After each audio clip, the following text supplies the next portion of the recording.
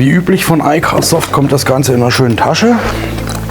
Damit könnt ihr das wunderbar aufbewahren. Dann haben wir hier das Gerät an sich. Ist ja jetzt ein bisschen größer wie irgendwelche einfach nur kleinen Adapter, die man in einen OBD2-Port steckt. Aber dafür habt ihr hier alles an einem Ort quasi und braucht nicht noch extra ein Handy und eine App und vielleicht noch irgendwelche Abos oder sonst was. Dazu gibt es natürlich das USB-Kabel und den OBD2-Stecker.